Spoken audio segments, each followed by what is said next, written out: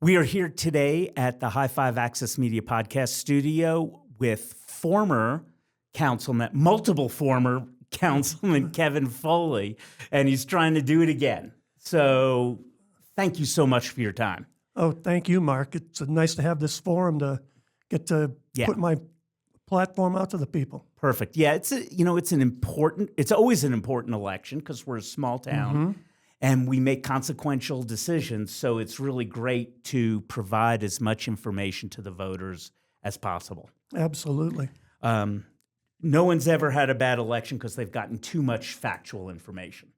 No, and I just got my blue book from the state today in the mail. Perfect. I haven't checked my mail yet. So let me start out. We're going to start with an easy one, which is just some personal background information on you. Pretending that there is someone in town that doesn't know who you are. Tell us a little bit about yourself and when and why you came to Vail. Well, I got lucky in 1979 and stumbled into Vail. I had a job waiting in Breckenridge, but I ended up in Vail, and to this day, I am blessed that I ended up in Vail and not Breck. Breck's a great town, but the world comes to Vail. Yeah. I'm employed at Bart and Yeti's restaurant. I'm the janitor there. I go in every morning, clean the bathrooms, do the books, make sure the deck's set up and ready to go, and then that's it. Otherwise, I volunteer at Red Sandstone Elementary 2 days a week for lunch duty, and I've been coaching basketball there for 34 years. Yep, you coached my son. Yeah, it's one of the best things I do in my life is hang out with those kids at Red Sandstone. Yeah, it's very cool. Why did you choose? Because I can tell from your accent, as well as I know, you're not from Colorado. What brought you out here and going with the job to Breckenridge? Well, I just wanted a change from the East Coast. I was born and raised in Massachusetts, and our older brother passed when we were young, and I felt that he never really got a chance at life. So when a buddy said, hey, come on out to Colorado and work for a winter, I jumped at the opportunity. But when I got to Colorado, the guy who told me that he'd set us all up didn't come to Colorado. So 46 years later, I'm still here and don't know what happened to Mike, but hopefully he's doing okay. Yes, let's hope. Mike, if you're out there, we hope you're doing okay. Mike Hines. Did you ski in Massachusetts? A little bit. I was young? never really a skier until I came out here. And then, unfortunately, with the crowds and everything, I quit a few years ago. Just prefer the solitude of the north side of the interstate with my snowshoes and getting out and about that way. And did you move out here before your brother? Yes. Mom shipped him out in '83 when he graduated high school. And it's a real blessing because it makes the holidays a lot different when you have family here and you can't really get away at Christmas or Thanksgiving as much as you'd like to. Yeah, it's great. And although I have found that many times people who are not necessarily blood family out here become family pretty quickly. Oh, yeah. I mean, Friendsgiving is always a fun time around here. 100%. So now that's Kevin Foley. What is Kevin Foley's overall impression of how things are going in the town of Vail? Right now, I've got a few concerns. The decision to move ahead with what we're still calling West Middle Creek till we get the new name for it, but with having Dobson and Timber Ridge both on the plate and both not finished, it just seemed to me a little rash to rush that decision, and the interest payments, if we don't refinance at a certain point, are just crazy. I mean, to think that we might pay $700 million in interest on that project, to me, just boggles my mind. We should have just waited a little bit, and it seems like there's a little disconnect when the single hauler controversy came in, and now with the bottled water decision, it's like, did we really think through what we were trying to do, or did we just try and run it up the flagpole and see if anybody would salute? Mm-hmm. So my follow-up to that is, in general, and you sort of answered this, my next question was going to be, what are, to you, the hot-button issues currently in the town of Vail? And you hit on those. The construction that's going on, yep. And some of the environmental pieces of potential regulation. Yeah, and it just seems like, we all need to be on the same page. And a little more forethought before we put things on the agenda would probably save us a lot of time and controversy. And plus, with West Lionshead coming up, I was on the council when we approved Evervale back in 2010, and we gave them 10 years to get that done, and nothing ever happened.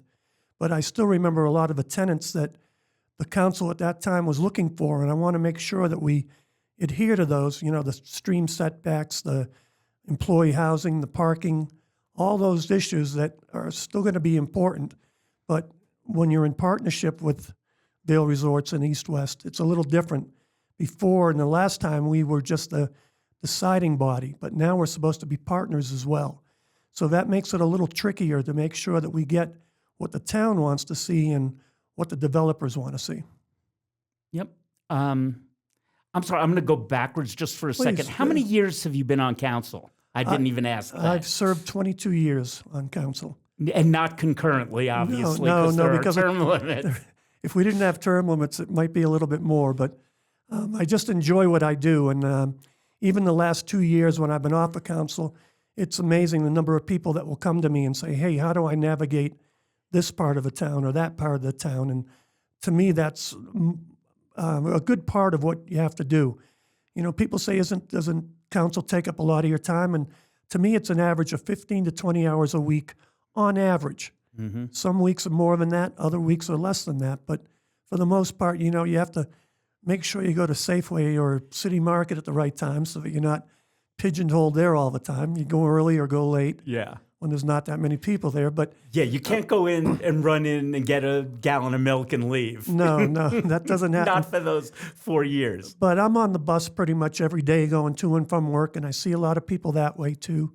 And it's a great way to just get an ear of, of what the kids that are new kids in town are thinking and trying to get by and make sure, because rents have gone up quite a bit in this town, and I'm hopeful that West Middle Creek, that will set rents at a reasonable rate and not keep pushing up, because otherwise we're going to have to start raising the starting wage for people as well. So after serving 22 years, over a much longer period than 22 years, yeah, it's just why are you running now? I mean, I think you touched on some of those things, but what's the reason you're running again?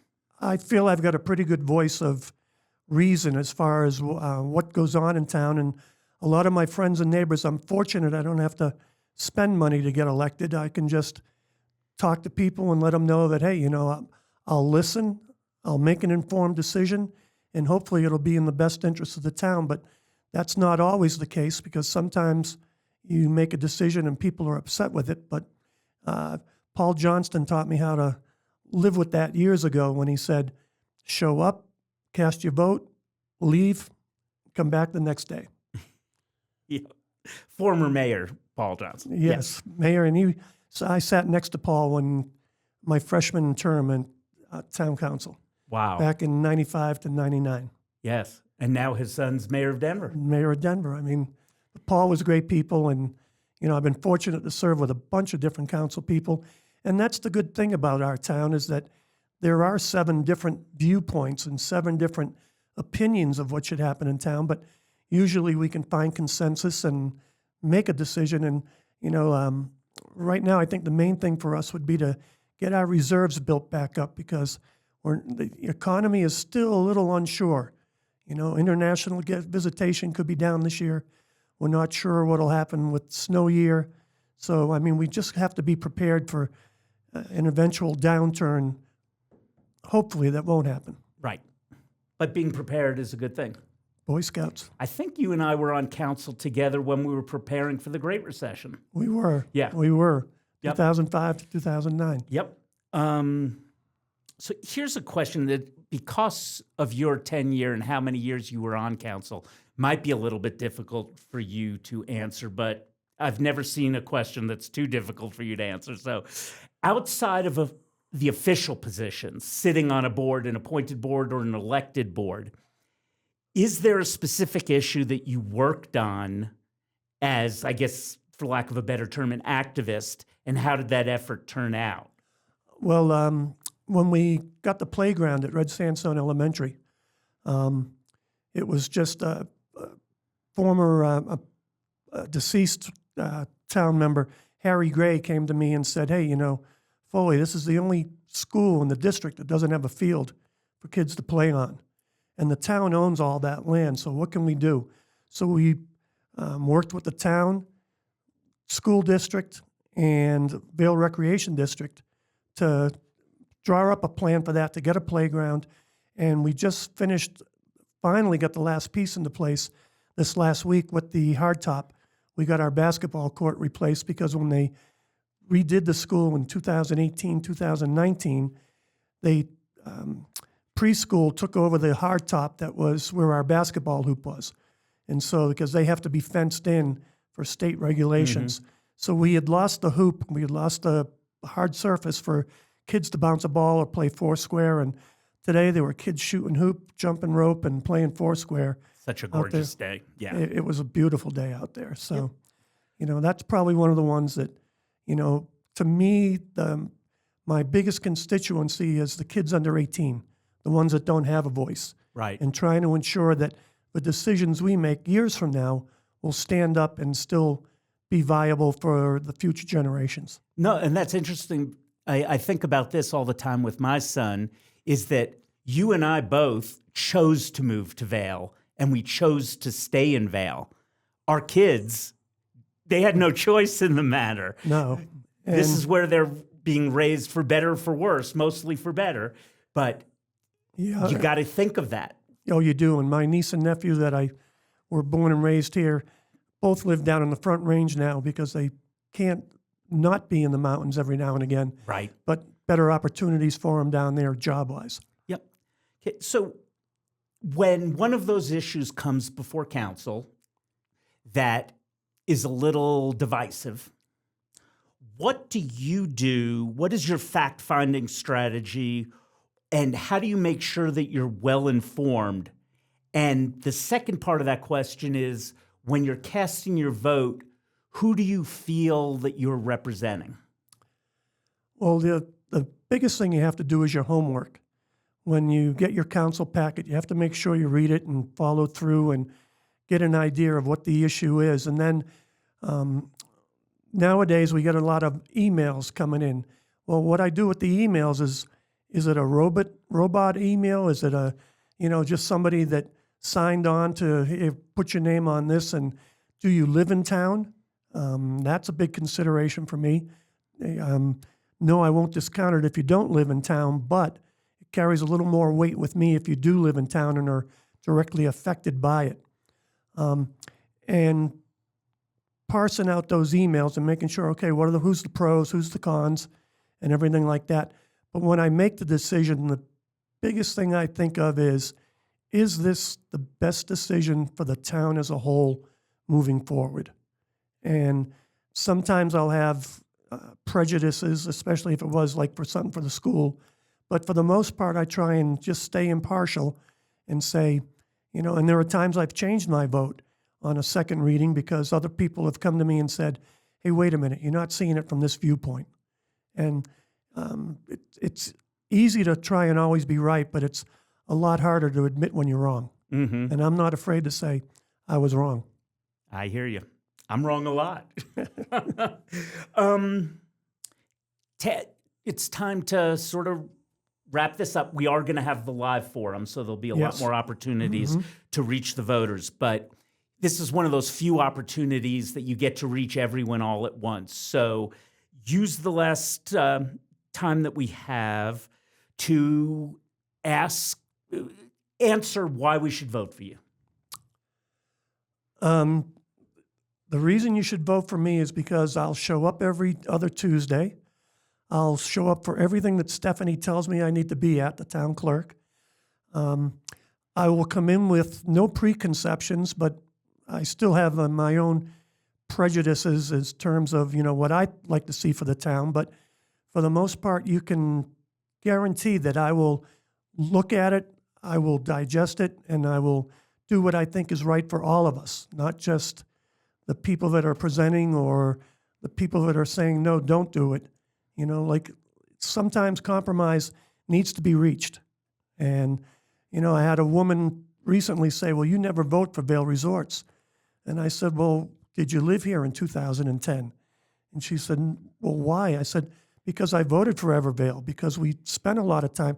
We spent almost a year and a half at that time looking at things and getting ready for things, and it was a good plan. And yeah, there's a lot of times when I'm at loggerheads with Vail Resorts, and the East Vail issue was probably one of those. But again, we're all in this together, and we're fortunate that Beth Howard and Jeff Babb and the people at the top that actually live and work here care about our town.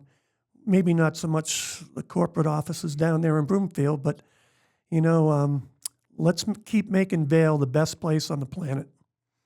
Thank you so much, Kevin, not just for your time today explaining why we should vote for you and answering some of these questions, but thank you so much for those 22 years that you've worked incredibly hard for the town. Yeah, well, thank you. Thanks to the voters for putting me there. Yeah.